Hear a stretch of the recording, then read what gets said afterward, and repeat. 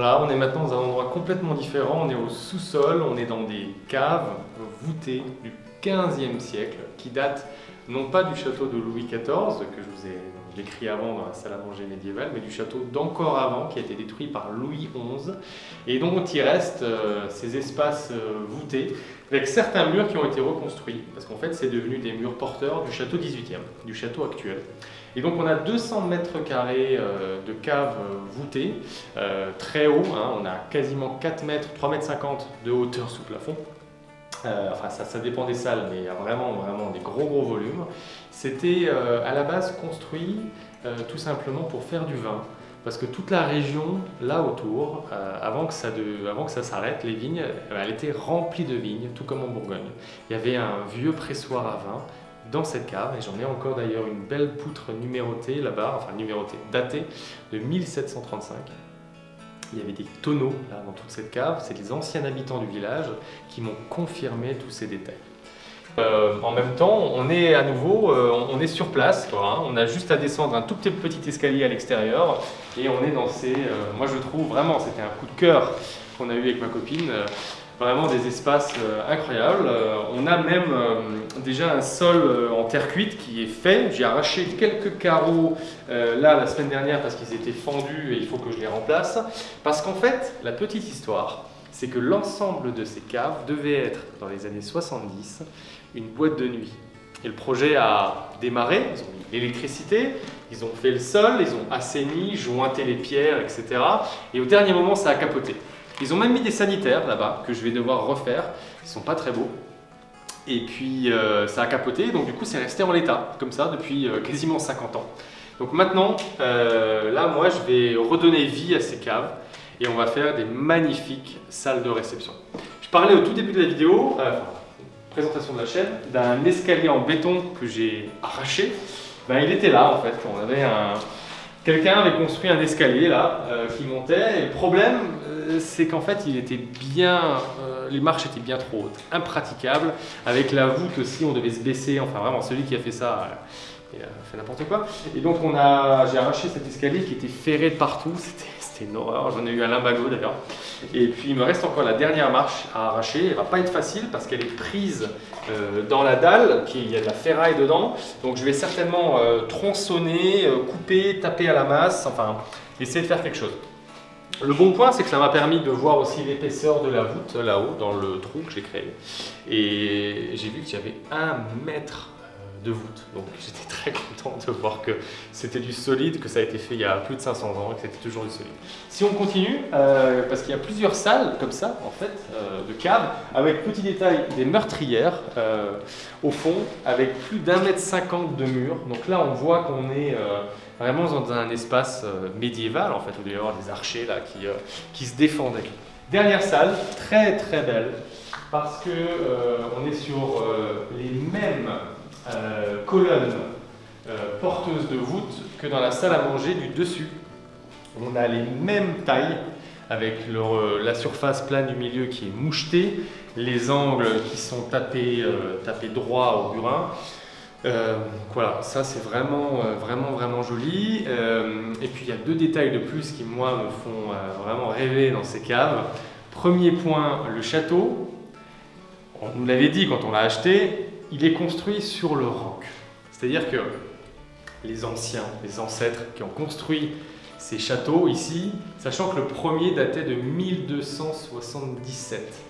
Dans les archives où j'ai cherché, en fait, j'ai trouvé trace du tout premier château, il y a plus de 8 siècles. Et les fondations, depuis toujours, elles sont basées sur le roc. Donc là, on voit vraiment le rocher, littéralement le rocher de la montagne qui sert de fondation pour le château. Et l'autre truc moi, qui m'amuse beaucoup, on voit à la fin de ces caves différents styles de pierre, différentes reconstructions avec cette arête là et ces pierres de coin qui montrent que très certainement il y avait un ancien mur là qui devait donc avoir tout ça une forme différente.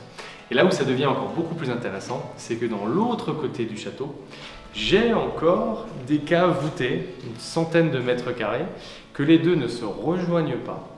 et que entre les deux, il y a un espace vide, il faudrait que je le mesure exactement, mais une dizaine de mètres, qui en fait sont là derrière et où personne ne sait, depuis plusieurs centaines d'années, qu'est-ce qu'il y a. Alors, peut-être qu'il n'y a rien, peut-être qu'il y a une pièce encore entre les deux, et on voit des choses bizarres. On voit par exemple cette petite niche fermée avec 2 pierres, où on se demande vraiment ce qu'il y a là derrière. Est-ce que c'était une fenêtre? Est-ce que c'était... Aucune idée. Donc l'idée, ce serait de prendre une carotteuse ou une très longue mèche. Je pense qu'il faut passer au moins 1 mètre, voire 1,50 m de mur là-dedans. Ensuite, passer une caméra et voir ce qu'il y a là derrière. Peut-être qu'il y a le trésor de Toutankhamon. Ou peut-être qu'il y a, c'est possible aussi, une chapelle, ou peut-être qu'il y a une crypte. Aucune idée en tout cas. Peut-être qu'il n'y a rien.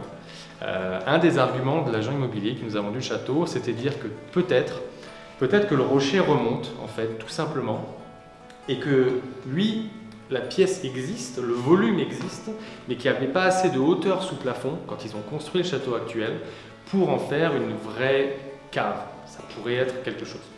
On verra. En tout cas, c'est une grosse perforatrice et puis une caméra qui libéreront les derniers secrets du château. Ce qui est drôle aussi, c'est que quand ils ont voulu faire la boîte de nuit, ils ont mis des néons fluo. Donc là, le blanc ressort bien. Celui-là, ce néon, je pense qu'il a 50 ans, il est typique voilà, des boîtes de nuit des années 70. Donc tout l'éclairage est resté. Là, on va mettre une grosse sono et feu, on va faire la grosse fête ici.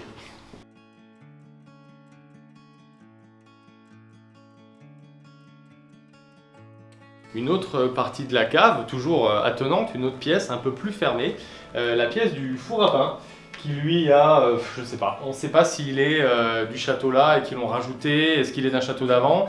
Il a quelque chose de particulier, c'est qu'il est enterré, parce qu'on est à 3 bons mètres sous terre là. Alors après, la configuration du château fait que l'arrière est extérieur, là j'ai une fenêtre dans ma cave, alors que l'avant est intérieur, elle est vraiment enterrée. Il y a des différences de dénivelé dans le terrain comme ça, et le château s'est adapté. Il n'empêche qu'ils ont quand même créé un four à pain ici qui est extrêmement grand à l'intérieur, il est gigantesque, et on va essayer de le reconstruire. Là j'ai la voûte qui bouge, enfin il y a un peu de travail. Le sol aussi, ça va pas. Celui qui a posé ses dalles là, il ne sait pas poser les dalles parce qu'il a mis des joints absolument énormes, il n'y a rien qui a été retaillé, il n'y a rien de propre. Donc on va enlever tout ce sol.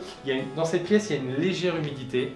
Je pense que ça vient tout simplement des 3 mètres d'herbe, de champs, de terrasses qui sont là-haut, qui rentrent par le four à pain et qui viennent là. Alors, il n'y a pas grand-chose, quand on touche, on la sent à peine, mais il y a quelque chose de moins sain que dans les autres pièces. Donc ce qu'on va faire, c'est qu'on va faire un drainage, très certainement. On va enlever toutes ces dalles, on va faire un hérisson, ça s'appelle, donc des petits cailloux là pour drainer tout ça, une bâche ensuite plastique étanche, puis on va remettre ces dalles. J'ai pas très envie de mettre une terre cuite, j'hésite. En fait, j'hésite entre la faire raccord avec le reste ou la faire différente en gardant ces belles dalles qu'il faudra à ce moment-là retailler. Ça, c'est beaucoup de travail aussi. En tout cas, elle va être remise fonctionnelle, il manque de prise électrique. Et puis on va essayer de rendre tout ça beau et fonctionnel. Et puis ensuite, le four à pain, lui, on va essayer de le rendre fonctionnel aussi, parce qu'on a des habitants du village qui font maintenant leur pain bio dans un vieux four à pain, comme ça aussi. Et tout le monde est très très chaud pour faire une énorme soirée pizza ici dans les caves. Et je pense que ça peut être génial de faire une soirée pizza avec un four à pain vieux de plus de 300 ans. Voilà. Donc là, je vous montre une petite partie des extérieurs. C'est en fait la terrasse qui est attenante au château. C'est vraiment tout l'espace au-dessus qui va avec le château.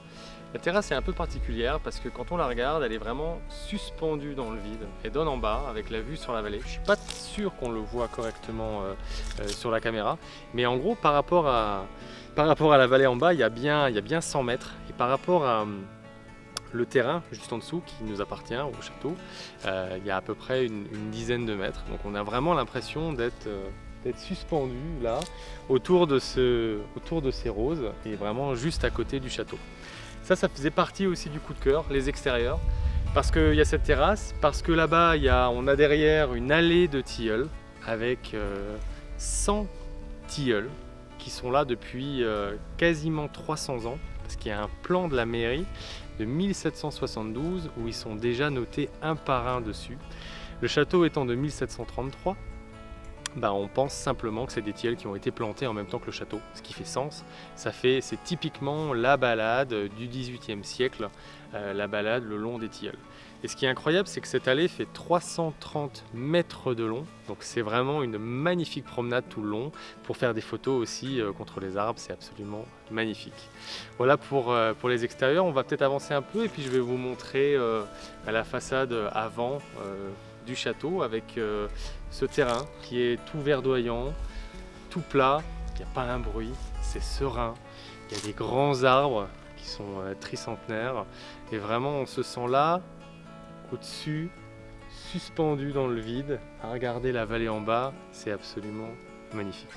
Je vous remercie vraiment d'avoir suivi cette vidéo. Vous êtes les bienvenus au château de Montmartin. Vous pouvez nous suivre sur les réseaux sociaux, sur Instagram, Château de Montmartin, sur Facebook, Château de Montmartin, ou alors sur YouTube, Château de Montmartin. Abonnez-vous, pouce bleu, activez la cloche, comme ça vous aurez les dernières nouvelles, les dernières infos de la restauration que vous allez pouvoir suivre sur cette chaîne YouTube au fur et à mesure de l'avancement des travaux. Voilà, merci à vous, ça nous motive, ça nous fait vraiment plaisir et on reste connectés tous ensemble. Merci.